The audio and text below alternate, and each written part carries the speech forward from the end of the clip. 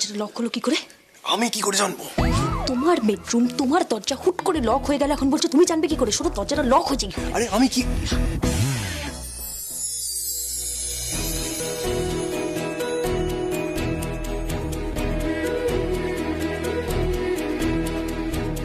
দরজাটা খুলছে না কেন? খুলবে না।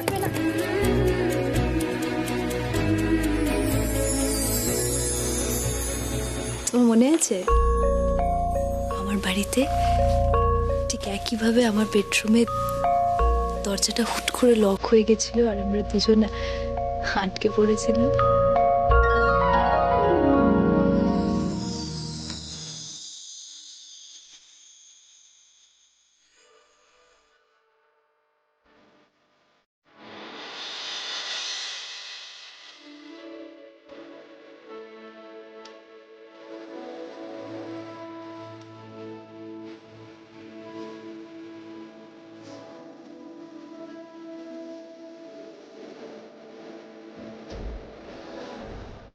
তোমার মনে আছে সেদিন আমিও তোমায় বলেছিলাম তুমি কি আমায় বিয়ে করবে?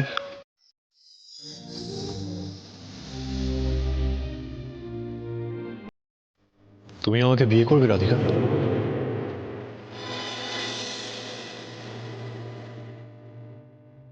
মনে আছে। সেই একই প্রশ্নটা যদি তুমি আজ আমাকে করতে, তাহলে আমার উত্তর হতো ইয়েস, আমি তোমাকে বিয়ে করব।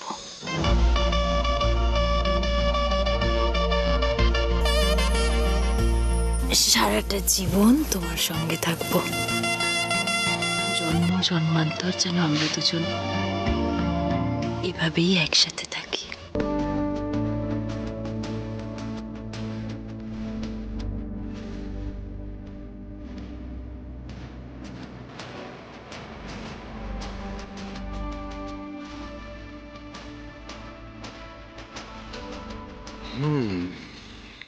সে আমরা থাকতেই পারি, কিন্তু মুশকিলটা হচ্ছে যে বাইরে বৌদি আছে আর সঙ্গে তৃষাও।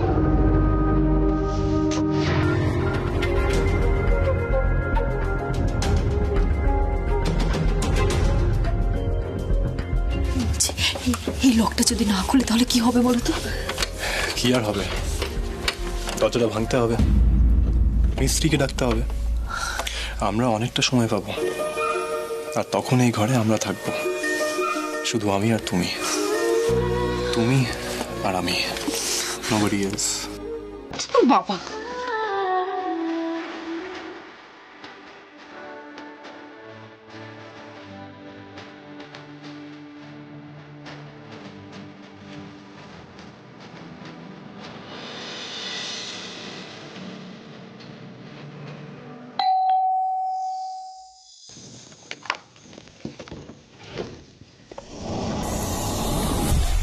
কি তুমি তুমি তো সেন বাড়িতে থাকতে গিয়েছিলে, ডিসিশন চেঞ্জ করে আবার ফিরে এলে বুঝি? না না, তা কেন হবে? তুমি ভাবলে কি করে দিদি যে আমি এই অবস্থায় বাবলিকে একা রেখে চলে আসব? আমার আসলে কিছু জিনিস এই বাড়িতে আছে, সেগুলোই নিতে এলাম। ঠিক আছে। আমি তো এখানে এসেছি রাধিকা বাড়িতে আছে কিনা দেখতে। ওই নার্স রোজি যদি রাধিকা হয়, তাহলে রাধিকা এখন এই বাড়িতে থাকবে না। কি জিনিস আছে তোমার? হ্যাঁ, জিনিস লফটে লফটে কিছু জিনিস আছে। আসলে আর বলো না, জানো দিদি, এই কদিন ধরেই দেখছি স্পন্ডিলাইটিসের ব্যথাটা আবার শুরু হয়েছে। তা আমার পক্ষে তো একা ওগুলো নামানো যাবে না। তুমি একটু রাধিকাকে বলো না, একটু যদি হেল্প করে দেয়। রাধিকা কোথায় গো?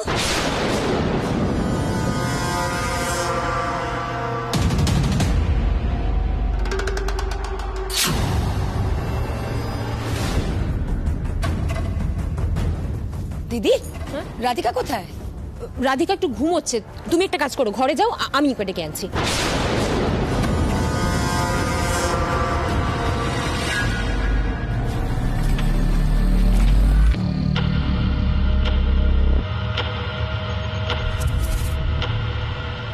রাধিকা এখন এই সময় ঘুমোচ্ছে? তাহলে কি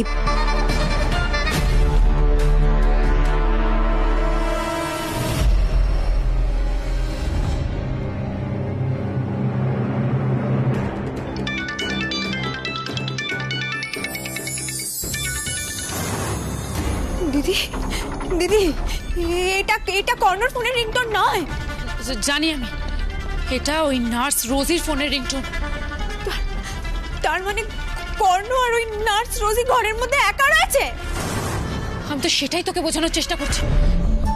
তার উপরে দুজনে দরজা লক করে রয়েছে। কি করছে ওরা দুজনে? উনি ফোন করছে কেন?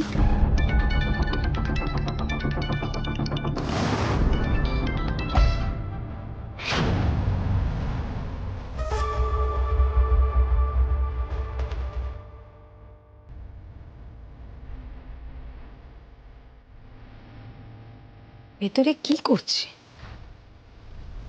সময় লাগার তো কথা নয়। রাধিকা ঘুমোচ্ছে এটা দেখতে দিদির এত সময় লাগছে? কিছু তো একটা গোলমাল আছে। মানে আমার সন্দেহটাই ঠিক, রাধিকা এই বাড়িতে নেই। রাধিকা তার মানে রোজি সেজে ওই বাড়িতে আছে। আমি ধরে ফেলেছি। আমার চোখকে ফাঁকি দেব। রাধিকা সহজ নয়।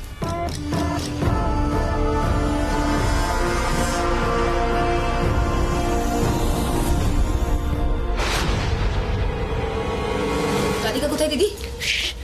ঘুমোচ্ছে বললাম না।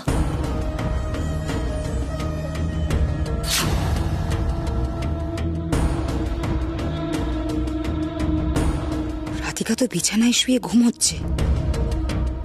না না, একবার কাছে থেকে গিয়ে দেখে আসি। কি হলো ওটা কি? তোমাকে বললাম তো ঘুমোচ্ছে, তুমি জাগাতে যাচ্ছ কেন ওকে?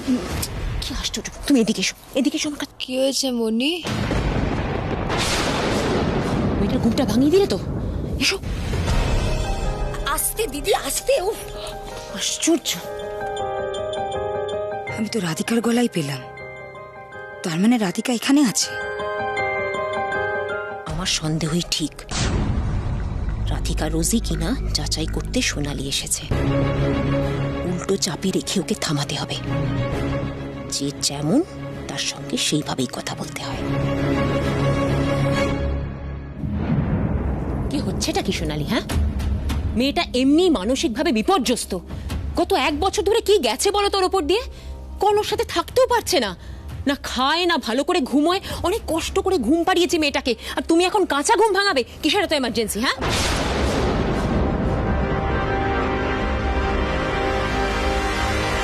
রাধিকা যদি এই বাড়িতে থাকে তাহলে ওই বাড়িতে নার্সটাকে?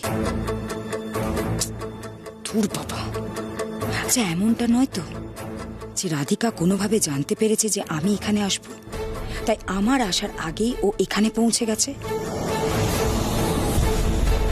আমায় এখন এই বাড়ির থেকে গিয়ে ওই বাড়িতে ক্রস চেক করে দেখতে হবে, তাহলে কতটা দুধ আর কতটা জল পরিষ্কার হয়ে যাবে।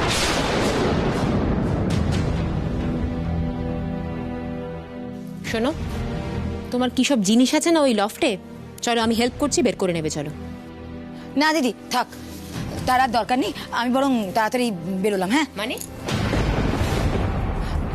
আসলে বাবলিকে অনেকক্ষণ একা রেখে এসছি না, আমি জিনিস পরে নিয়ে যাব। তুমি সাবধানে থেকো। হ্যাঁ, আসি এখন।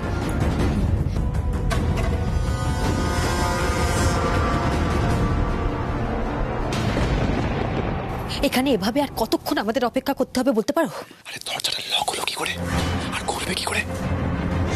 আমি কিচ্ছু জানি না। মাকে ওষুধ দেওয়ার সময় হয়ে গেছে, আমাকে যেতেই হবে এখান থেকে। আরে দরজাটা খুলবে কি করে বলবে? বাইরে তৃষার বৌদি দাঁড়িয়ে আছে। কি করবো বলো তো, এখন কিছু বুঝতে পারছি না। অনেকক্ষণ ধরে ওয়েট করছি, আর আর পারছি না।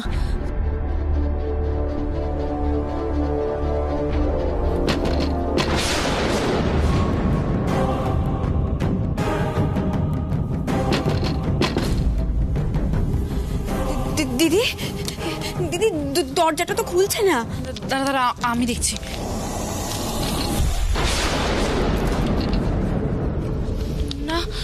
দরজাটা তো মনে হচ্ছে ভেতর থেকে বন্ধ করা। দেখ তো একবার, দেখ তো। কর্ণ,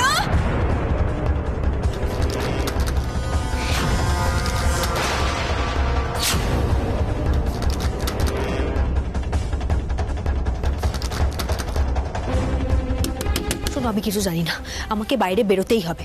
ওরা বাইরে থাকুক চাই না থাকুক, আমার কাছে মায়ের শরীরের চেয়ে বড় আর কিচ্ছু নয়। আচ্ছা বেশ, আমি শুয়ে পড়ছি, তুমি দেখো যদি লকটা খুলতে পারো, চেষ্টা করো। ঠিক আছে, চেষ্টা করছি।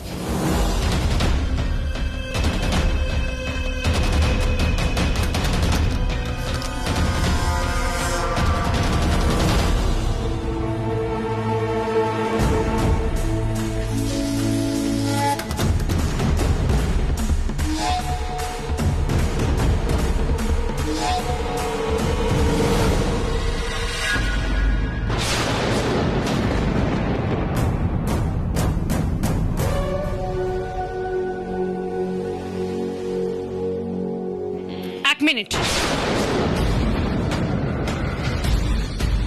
তুমি দরজা বন্ধ করে কি করছিলে কর্ণের সাথে? আমি Karna, what the hell is going on? এই নার্স রোজি তোমার সঙ্গে ঘরে লক করে কি করছিল? ম্যাডাম বলছি, ম্যাডাম ওনার আসলে শাট আপ! ওকে, একদম চুপ। তোমার মতন মেয়েদের না আমার খুব ভালো করে চেনা আছে। শোনো, আর একবার যদি দেখেছি না কর্ণর কাছে ঘেঁষতে, একটা চড় মেরে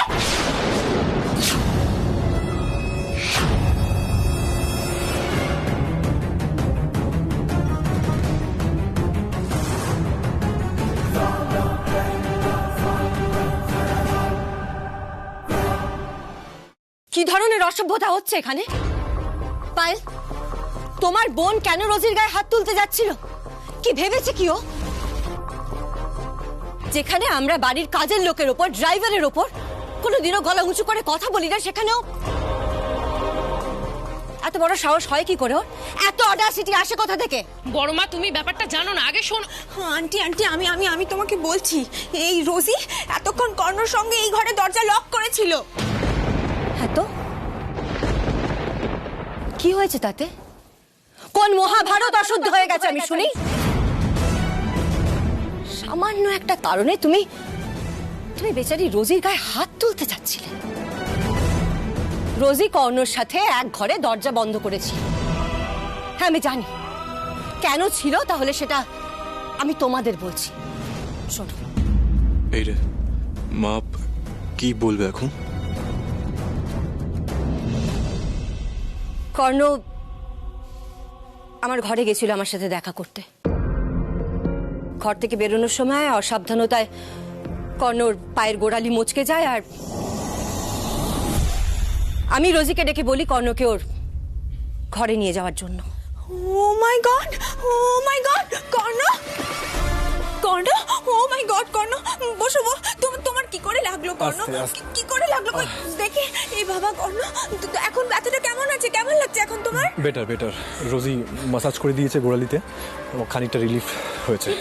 আমি তো স্পষ্ট দেখলাম, মানে রোজি তো একা এই ঘরে ঢুকলো। কর্ণ, তুমি তো ওর সঙ্গে ছিলে না? Excuse me madam, excuse me, বলছি আপনার বোধহয় কোথাও একটা মিস্টেক হচ্ছে। আমি কিন্তু স্যারকে এই ঘরে নিজের সাথেই নিয়ে ঢুকেছিলাম। হ্যাঁ, ওনাকে এখানে বসিয়ে রেখে আমি ম্যাডামের ঘরে গেছিলাম ওই মাসাজের অয়েলটা নিতে আর কি। মিস্টেক হচ্ছে আপনার। বলছি তৃষা, আমার না পায়ে লেগেছে, মাথায় নয়। কিন্তু কর্ণ, তুমি যে আমায় বললে তুমি ওপরে আসছো ভিডিও কনফারেন্স কল করার জন্য। ও, তার মানে আমি এতক্ষণ যা যা বললাম সব মিথ্যে? আমি মিথ্যেবাদী, তাই তো? না না আন্টি, আমি সেটা একদমই বলতে চাইনি। তোমার যা বলার তুমি বলেছো, আর আমার যা বোঝার আমি সেটা বুঝেছি। রোজি, ওরা তোমার সাথে যা যা মিসবিহেভ করেছে, আমি ওদের হয়ে তোমার কাছে ক্ষমা চাইছি। না না ম্যাডাম, আপনি কেন আমার বড় মা, এটা তুমি কি করছো? তুমি রোজির কাছে ক্ষমা চাইছো? আমি মানছি যে ভুলবশত ওকে চারটে কথা শুনিয়ে ফেলেছি, কিন্তু তার জন্য তুমি ওর কাছে ক্ষমা চাইবে? তুমি আর ওকে এক হলে তোমার স্ট্যান্ডার্ড ও স্ট্যান্ডার্ড কি এক নাকি? জানো তো পায়, কিছু কেতা দুরস্থ জামা কাপড় পরলে, ফরফর করে 4 লাইন ইংরেজিতে কথা বলতে পারলেই স্ট্যান্ডার্ড তৈরি হয় না।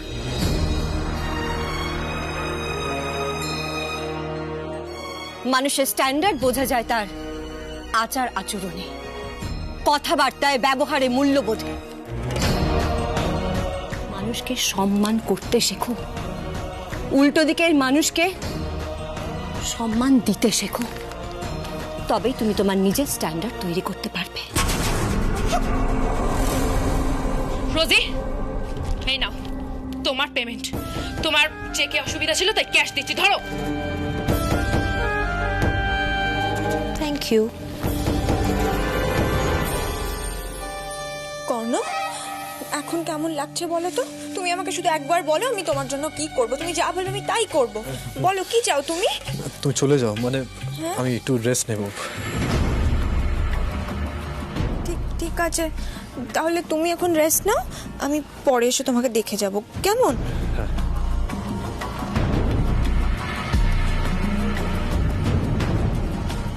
আন্টি,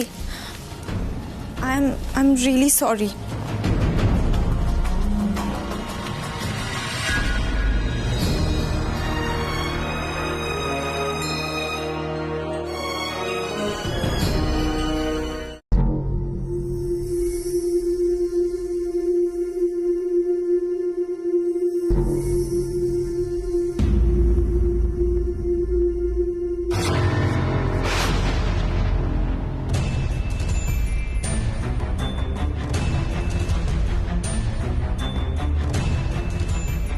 এখন থেকে যখন ওষুধ দিতে আসবে,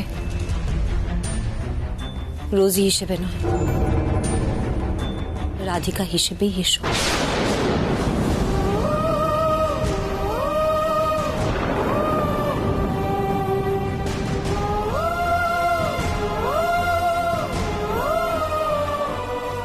মা,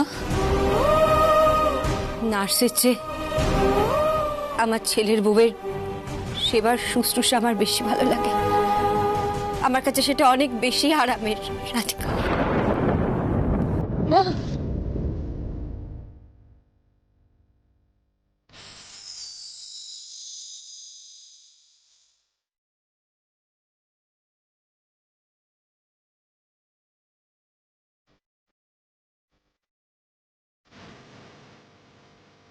মা,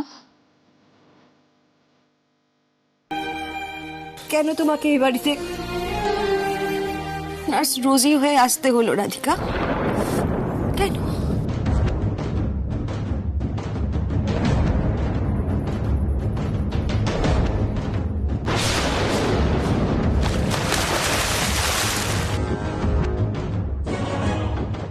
এবার আমি প্রতিশোধ নেবই।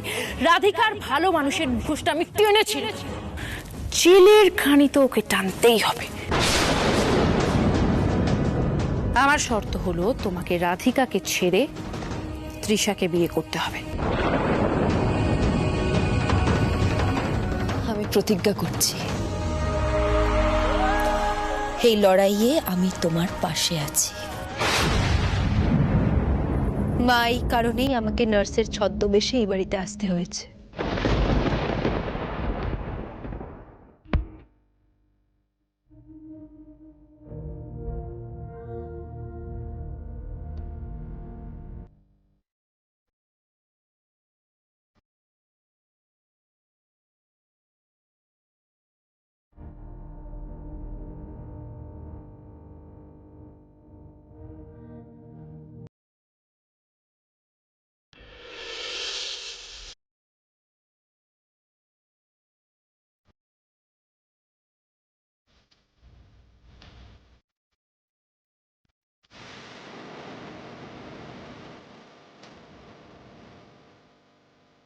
তোমরা বলার আগেই আমি বুঝতে পেরেছিলাম তুমি নার্স রোজি নও। কিন্তু কিন্তু কিভাবে মা? তুমি যখন আমার পায়ে ব্যথার তেল মালিশ করছিলে, তোমার ভালোবাসা, তোমার হাতের স্পর্শে আমি ঠিক বুঝে গেছিলাম